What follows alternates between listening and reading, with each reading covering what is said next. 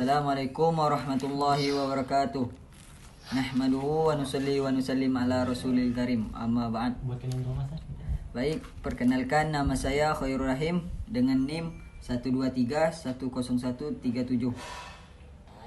Baik, saya akan menceritakan salah satu tokoh yaitu Al-Imam Syafi'i.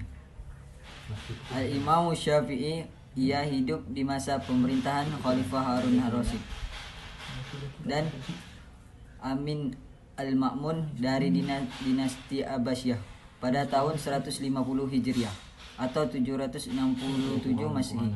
Nama lengkap Imam Syafi'i adalah Abu Abdullah Muhammad Ibnu Idris Al-Syafi'i. Ia sering juga dipanggil dengan nama Abu Abdullah karena salah seorang putranya bernama Abdullah adalah seorang tokoh penting dalam sejarah Islam pada masa klasik.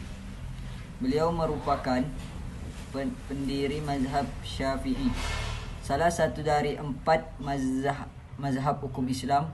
Imam Syafi'i dikenal karena kontribusinya dalam mengembangkan metodologi hukum Islam, yaitu usulul fikih. Dalam penyusunan kaidah-kaidah hukum yang menjadi dasar bagi pengikut mazhab Asy-Syafi'i, karyanya yang terkenal yaitu Al-Kitab wa Ar-Risalah merupakan salah satu sumbangan utamanya dalam bidang ini. Hikmah Imam Syafi'i dan sejarah pemikirannya dalam usulul fikih. Kitab Ar-Risalah yang menjadi mahakarya Imam Syafi'i mengalami perubahan isi seiring dengan dinamika pengetahuan yang ia miliki. Muhammad Tolha Al-Faidal, kolumnis Imam Syafi'i, lahir pada tahun 150 Hijriah di kota Gaza, Palestina.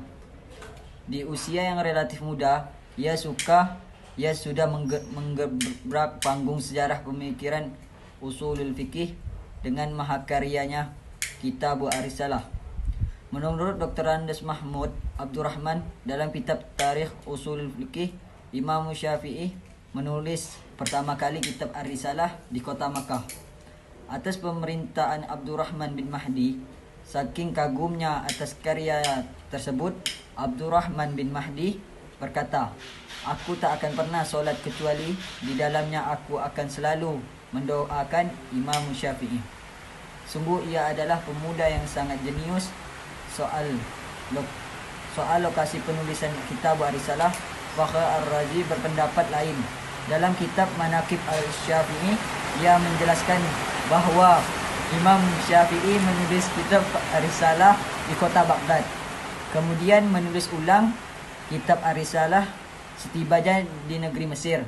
Menurutnya, keduanya kitab Ar-Risalah yang ditulis di kota Baghdad dan yang ditulis di negeri Mesir memiliki cakupan penjelasan ilmu yang luas.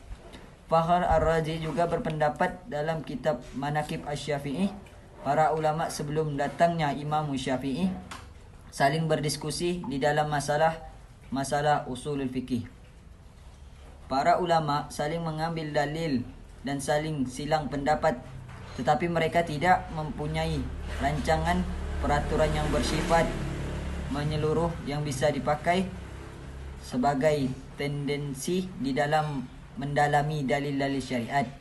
Begitu juga para ulama belum mempunyai tatanan baku dalam bersilang pendapat dan mentarjih dalil-dalil syariat yang ada. Kemudian tampillah Imam Syafi'i dengan pemikirannya. Dalam ilmu usulul fikih, Imam Syafi'i ialah yang meletakkan peraturan yang bersifat menyeluruh guna mendalami dalil-dalil syariat di hadapan khalayak ramai, sehingga menjadi kukulah penisbatan kejeniusan Imam Syafi'i. Di dalam ilmu syarah, seperti halnya penisbatan kejeniusan Aristoteles di dalam ilmu logika, berita pemandangan dan kota Damaskus. Kota Damaskus ialah salah satu kota yang menjadi mercusuar peradaban Islam, khususnya pada masa klasik. Damaskus dalam sejarah Damaskus adalah salah satu kota unggul pada masa keemasan peradaban Islam.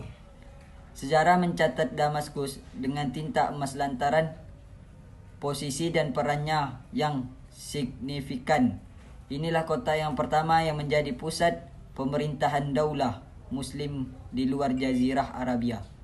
Wilayah ini masuk ke kota dalam kontrol kekhalifahan sejak era Amirul Mukminin Umar bin Khattab pada abad ke-7 Masehi. Pesona kota ini pertama-tama memukau karena watak masyarakatnya, seperti dicatat seorang pengelana yang masyhur asal Maroko, Ibnu Battuta 1304 sampai 1368 Masehi. Saat menyambangi Damaskus, ia begitu kagum melihat kehidupan sosial setempat. Penduduk lokal menunjukkan sifat-sifat dermawan dan pemurah. Pihak pengawas pun menyemarakkan kemurahan hati itu melalui berdirinya sederet lembaga-lembaga amal. Tiap institusi itu meringankan beban orang-orang yang tak berpunya dan membutuhkan bantuan, termasuk musafir yang melintasi kota ini. Kota ini pertama-tama memukau karena wataknya masyarakat. Semangat sosial masyarakat Damaskus begitu tinggi. Tulis Ibnu Battuta dalam catatan perjalanannya, saking banyaknya lembaga amal yang berdiri di kota itu, Ibnu Battuta mengaku merasa sulit untuk menghitungnya. Bahkan orang yang mampu menunaikan ibadah haji akan dibiayai lembaga amal setempat sehingga ia sampai ke Makkah. Masyarakat Damaskus pada masa keemasan Islam pun berlomba-lomba mewakafkan tanahnya untuk pelbagai kemaslahatan umat, semisal berdirinya sekolah, rumah sakit, serta masjid. Damaskus tak hanya dikenal sebagai kota yang berpenduduk dermawan karena kemakmurannya, tetapi juga menghargai toleransi.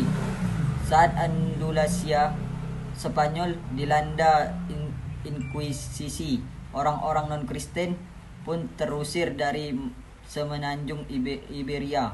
Masyarakat dan elite Damaskus saat ini tidak hanya membantu mereka yang saudara seiman dari sana, tapi juga orang-orang Yahudi.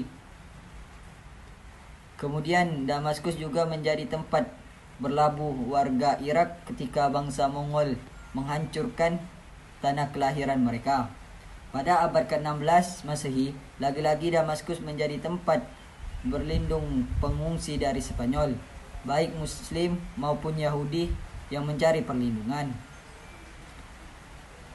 3 abad berselang, kota ini kembali menjadi tanah harapan bagi warga Kaukasus, Kurdi, dan Turki dari ancaman tentara Rusia.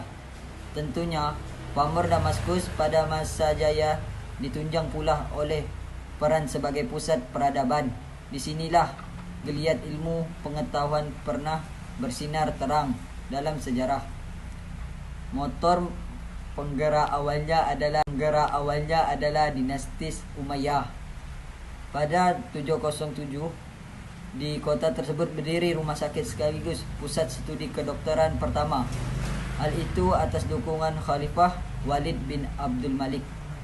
Menurut sejarawan Thomas Goldstein, ada 30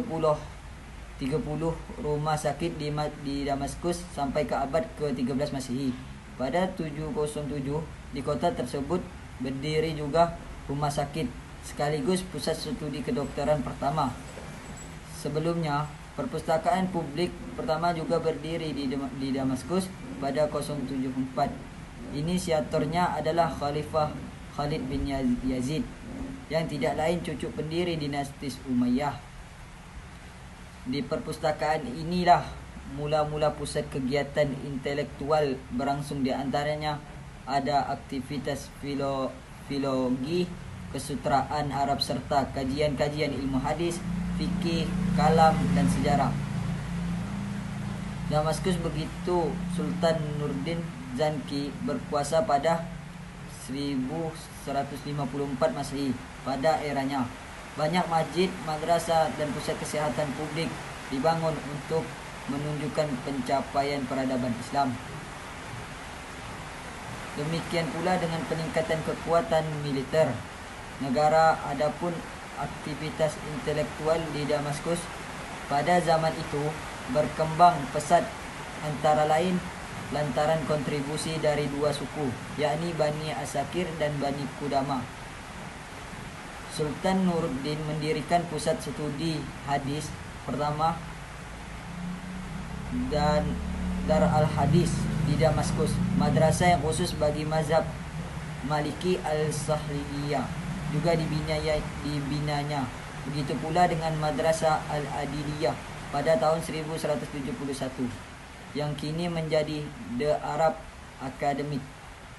Catatan tentang pesantrennya perkembangan ilmu di Damaskus juga digambarkan seorang penjelajah muslim lainnya, Ibnu Jubair, saat bertandang ke kota itu pada tahun 1184 Masehi. Ia menyaksikan begitu banyak fasilitas bagi pelajar asing dan pengunjung di Masjid Umayyah. Tak heran bila Ibnu Jubair mendorong para pelajar dan mahasiswa dari Andalusia untuk pergi menimba ilmu ke sini. Baik, cukup sekian yang bisa saya sampaikan. Kurang lebihnya mohon maaf. Yang benarnya datangnya dari Allah, yang salahnya datangnya dari kehilapan saya sendiri. Assalamualaikum warahmatullahi wabarakatuh. Audio Jungle.